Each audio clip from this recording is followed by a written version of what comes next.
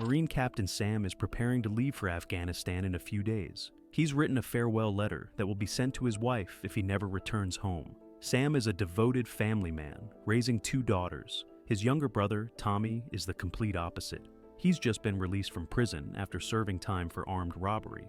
Tommy comes to the family dinner. The younger niece immediately tells her mom she doesn't like him. "We're celebrating the return of one son and blessing another for the road ahead," says their father, Hank. He's angry with Tommy and praises Sam as an example, a man serving his country instead of breaking the law. The evening ends in an argument and Hank storms out. As Tommy leaves, he asks his brother to be careful. Sam takes off his wedding ring and Grace hangs it around her neck. A few days later, Sam is already in Afghanistan. The helicopter carrying him and his unit is shot down. Grace is taking a bath when 2 soldiers arrive to deliver the devastating news. Sam has been killed in action. She can't accept it and keeps calling his phone, hoping he'll answer. That night, Tommy shows up drunk at her house to return her car. Grace tells him what happened to his brother. He's the last to find out, since no one could reach him all day. Grace gathers her daughters for the funeral. The widow receives the farewell letter meant for her. After the ceremony, Hank starts drinking and Tommy tries to take away his car keys so he doesn't drive drunk. Hank scolds his son again, but Tommy fires back, accusing him of being a bad father and husband, and of filling Sam's head with military nonsense. Meanwhile, Sam and another soldier, Private Joe, have survived. The Taliban captured them and locked them in an underground prison. Drunk and desperate, Tommy calls Grace at 3 in the morning, asking for help. He's short $47 to pay a bartender who's threatening to call the cops. Grace bails him out and brings him home for the night. He wakes up to the sound of clattering pans. The girls are making pancakes to surprise their mom. Hank stops by and is shocked to see Tommy there.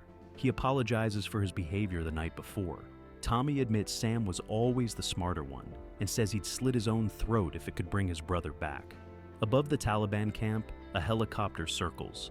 Sam is sure rescue is coming, so he starts smashing the wooden planks with a rock. The guards threaten him with a rifle and throw a heavy boulder on top to keep him down.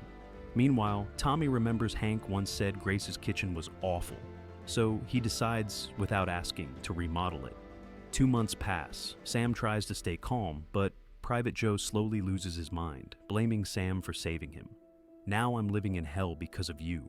Sam tells him not to reveal who they are or their ranks. The Taliban move them to another location, filming everything. They drag in an Afghan man who used a satellite phone to call his pregnant wife, exposing their position. The man is shot in the head. "This is our country. You don't belong here," one fighter says. Sam is forced to record that message for America. While Grace mourns her husband, the renovation continues. Tommy involves the girls in painting. They laugh, remembering how athletic their dad was. Maggie spills a bucket of paint all over a friend's pants, and he needs new clothes. Grace goes to the bedroom to pick something from Sam's wardrobe but breaks down, grabbing everything she can carry instead. Sam, still tied to a pole, watches as the Taliban torture Joe with a red-hot metal rod. Joe screams, gives up, and on camera says Americans have no place here. He sends a message to his wife and child, and reveals that Sam has 2 daughters.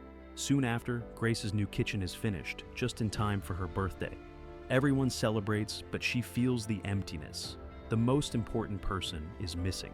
Winter arrives. During a walk, the older daughter Isabel complains to Tommy that everyone loves Maggie more because she's the cute one. If Tommy has one gift, it's connecting with kids. One day he visits a bank worker he once robbed and apologizes. They talk for an hour. The woman admits she couldn't sleep properly for 4 years, terrified he had returned to kill her. That evening, Tommy and Grace reminisce about their school days. She says she never liked him back then. He was always drunk or fighting someone. Suddenly, they kiss. Shocked, Grace steps away to calm down, and Tommy breaks down crying. The farewell letter from Sam remains unopened. Back in captivity, the torture continues. The Taliban hand Sam an iron pipe and order him to kill Joe, who has already confessed everything and become a burden. Sam refuses, but when they aim a gun at him, he's forced to do it. The beating is filmed. Later, American troops storm the camp. A commander tries to kill Sam, but he's shot and falls into a ravine. The camera with the tape burns. Sam is finally freed. While Tommy plays with the girls in the yard, Grace receives a call. Sam is alive. The family reunites at the airport. Tommy feels both joy and sorrow. The girls proudly show their dad the new kitchen. Sam hugs them tightly. That night, Grace kisses the scars on his body, but he pulls away, distant, cold. Hank sees the change and remembers his own return from Vietnam, how he too shut everyone out. At the ice rink, Sam thanks Tommy for looking after his family, something he never expected from him. "Grace is amazing," he adds, then suddenly asks, "Did you sleep with her?" Tommy is stunned. How can you even think that? But Sam is convinced it happened. The tension grows. Later, the widow of the soldier who died in Afghanistan visits. She says she keeps dreaming of her husband, and of Sam, whom she now hates for surviving. She apologizes anyway. Sam lies, saying he didn't see how her husband died. That night, Sam snaps. He wanders the house with a gun, lining up glasses on the counter. The next day, he tells his commander he wants to go back to Afghanistan. He can't live here, but for now, he's sent home to recover. At dinner, the girls are giggling about something silly. Sam suddenly explodes. "It's not funny." "Why are you laughing?" Grace tries to calm him, but he walks away. Isabel quietly asks when Uncle Tommy will come back, clearly afraid of her father. Grace wants Sam to open up about what happened in Afghanistan, but he only wants to know what happened between her and Tommy. "We just kissed, that's all," Grace says. "I thought you were dead." Sam doesn't believe her. Late that night, he visits Joe's grave, the friend he was forced to kill. When he returns home, the girls are playing outside. Isabel freezes when she sees him, terrified. Sam hugs them both, promising everything will be fine. That night, he tells Grace he's been thinking about their family and realizes how lucky he is to still be alive. It's Maggie's birthday. Everyone waits for Tommy, who shows up with a new girlfriend, Tina, someone he met an hour ago. She talks nonstop, joking about soldiers. Tommy elbows her, but she won't stop. Sam grows tense. The girls are restless, and he keeps scolding Isabel. She complains that everyone loves her sister more and always gives her the best of everything. Then, to get attention, she starts playing with a balloon, interrupting the adults. Sam loses his patience and pops it. Isabel screams, "Why didn't you stay dead?" "You're mad because Mom wants to be with Uncle Tommy, not you. They're always together." The room goes silent. Maggie asks to go to bed. Before sleeping, Isabel apologizes to her mom. She knows it's not true. She just doesn't love her dad. In the living room, Sam asks if the girls prayed before bed, then grabs a crowbar and starts smashing the new kitchen. "How could you sleep with my brother?